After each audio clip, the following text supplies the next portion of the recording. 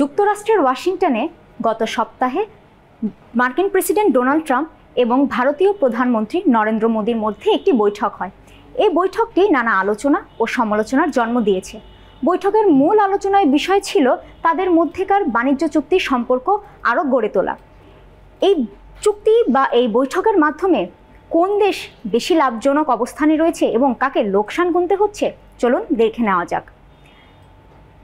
বস্তুত আমরা দেখেছি নরেন্দ্র মোদী বা ভারত রাশিয়ার কাছ থেকে স্বল্প মূল্যে তেল ক্রয় করে আসছিল, কিন্তু এই বৈঠকে ট্রাম্প বলেছেন যে এখন থেকে ভারতকে যুক্তরাষ্ট্রের মার্কেট থেকেই কিন্তু তেল ক্রয় করতে হবে এবং সেই তেলটা কিন্তু চড়া মূল্যে ক্রয় করতে হচ্ছে, কারণ সেখানে শুল্কের পরিমাণ বেশি।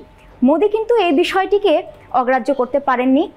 বৈঠকের পরবর্তীতে যেই সংবাদ সম্মেলনটি হয়, যৌথ সংবাদ সম্মেলনটি হয়, সেখানে কিন্তু ডোনাল্ড ট্রাম্প পারতপক্ষে বলেই দিয়েছেন যে মোদী তাদের কাছ থেকে তেল ক্রয় করতে সম্মতি প্রকাশ করেছে।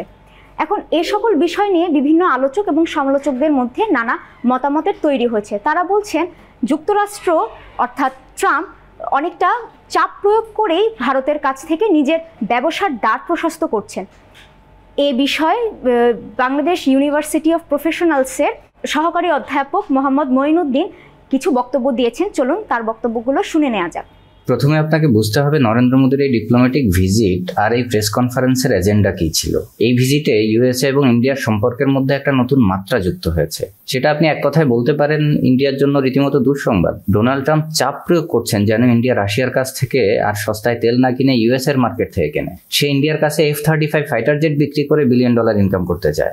F-35 ফাইটার জেট কোনোভাবেই ইন্ডিয়ার জন্য রিয়েলিস্টিক না, কিন্তু নরেন্দ্র মোদীর পক্ষে এটা ডিনাই করা সম্ভব হচ্ছে না। ট্রাম্পের ডিপ্লোমেসি খুবই অ্যাগ্রেসিভ এবং business driven. The man means business in every act. মোদীকে এটা হজম করতে হচ্ছে কারণ সে ডিফেন্স টেকনোলজিতে ইউএস এর উপর ডিপেন্ডেন্ট। ইন্ডিয়া স্পেস টেকনোলজিতে প্রোগ্রেস করেছে, ডিফেন্স টেকনোলজিতে না।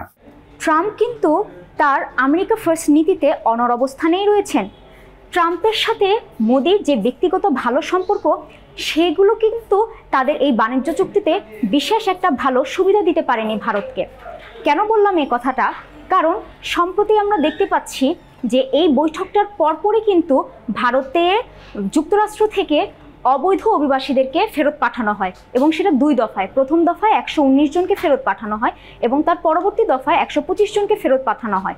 শুধু তাই নয়, ট্রাম্প বলেছেন যে ওয়াশিংটনের যে শুল্ক আরোপের বিষয় থেকে ভারতও এই আইন থেকে মুক্ত না, পুরোপুরি মুক্ত না। অর্থাৎ তার এই কথা থেকে আমরা বুঝতে পারছি যে তিনি যেই অতিরিক্ত শুল্ক আরোপ বা কর আরোপ করছেন, এর আওতা বা গণ্ডি থেকে ভারতও কিন্তু বেঁচে নেই। অর্থাৎ বলাই যাচ্ছে যে ট্রাম্প এবং ভারতের মধ্যেকার যে এই সুসম্পর্ক, ট্রাম্প এবং মোদীর মধ্যেকার যে সুসম্পর্ক, এই সুসম্পর্কের জের ধরে কিন্তু বিশেষ একটা কোনো সুবিধা নিয়ে আসতে পারেনি নরেন্দ্র মোদী। এবং আমরা আরেকটা বিষয় লক্ষ্য করছি যে সম্প্রতি ভারত থেকে যে যুক্তরাষ্ট্র $121 বিলিয়ন যেই সাহায্য বা সহযোগিতা প্রদান করছে, সেই সাহায্য এবং সহযোগিতাও কিন্তু তারা, আর্থিক সহযোগিতাটাও কিন্তু তারা স্থগিত করার ঘোষণা দিয়েছেন।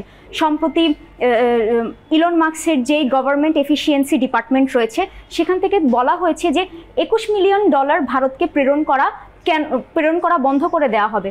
এবং এই বিষয়ে কিন্তু ডোনাল্ড ট্রাম্পও কিন্তু সম্মতি প্রকাশ করেছেন। ডোনাল্ড ট্রাম্প বলছেন যে আমরা আসলেই কেন $21 মিলিয়ন ভারতকে প্রদান করব। তারা বস্তুত ভারতকে এই টাকাটা প্রদান করতো, ভারতের যেই ভোটাররা আছে তাদেরকে বুথমুখী করতে তারা এই অর্থটা প্রদান করত।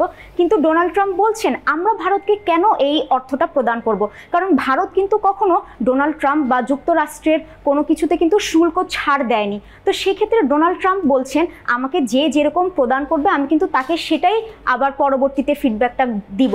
অর্থাৎ তিনি কিন্তু তার ব্যক্তিগত সম্পর্কের জের ধরে যে মোদী ট্রাম্পের কাছ থেকে কিছু সুবিধা ভোগ করে নিয়ে আসতে পারবে, এই বিষয়গুলো একদমই নয়। তো পরিশেষে বলাই যায় যে ট্রাম্প আমেরিকা ফার্স্ট নীতিতে একদম অনড় অবস্থানেই রয়েছেন। তিনি তার বন্ধু দেশ এবং বন্ধুত্বর সূত্র ধরে আমেরিকার ক্ষতি হয় এরকম কোনো কাজ তিনি করবেন না। আজ এ পর্যন্তই। পরবর্তীতে কথা হবে নতুন কোনো বিষয়। ধন্যবাদ।